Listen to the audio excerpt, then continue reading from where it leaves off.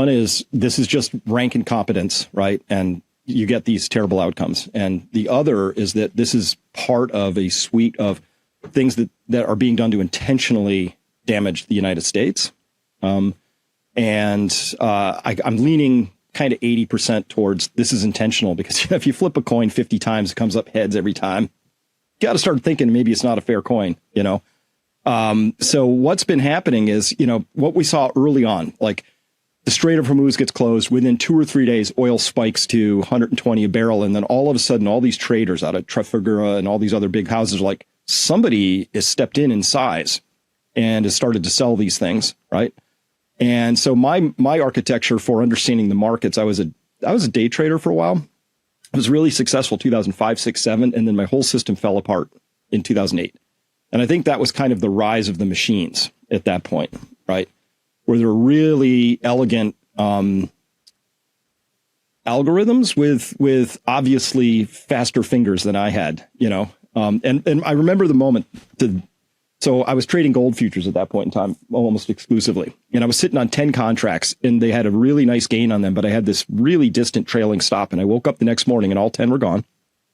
And somebody had come in and the price had gone just down. I personally got pickpocketed.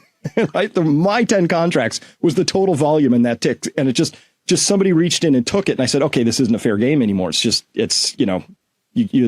expensive in trading. But when I figured out just how fraudulent it was at that moment, right? Because that's not price discovery. That's clearly thieving and price setting. I started understanding that that's what the futures markets are really used for. And that started obviously in the precious metals, but then I started to see these same patterns. And it was about 2 years ago, that same pattern started to show up in oil, right? Where in a single 1 minute candle, there would be 3, 4, 5, 6 million barrels of oil sold all at once. It just crushes the bid stack. Every bid under that normal bid stack and ask stack that's sitting there just gets crushed, right?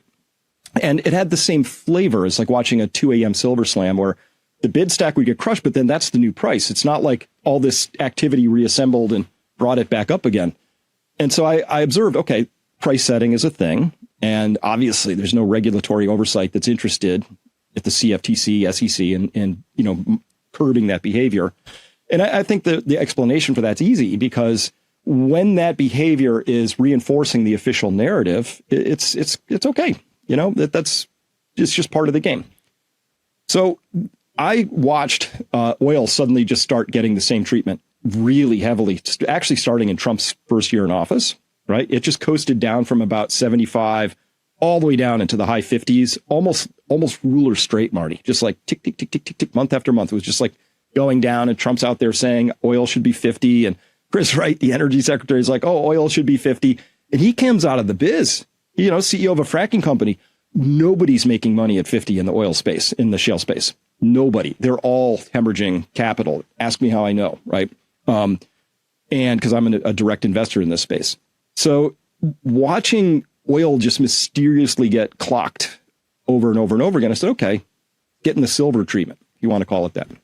And then I watched it happen again here during the open part of the war. And listen, I can even understand. We want to keep markets calm. We think this thing's just about to end. We wouldn't want a big price shock.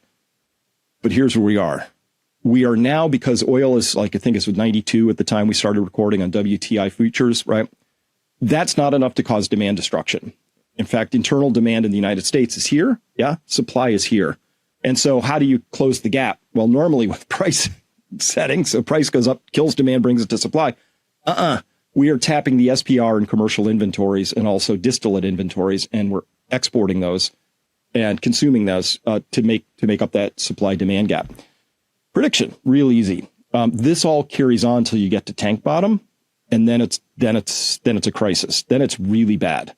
Then we get back to my original thing I opened with, which is like, if I wanted to intentionally harm the United States, one of the things I would do is have it go full speed into tank bottom, where you actually not a supply demand mismatch that can be corrected with price, but an actual shortage.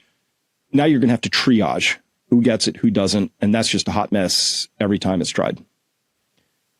And you can't even get to tank bottom, right?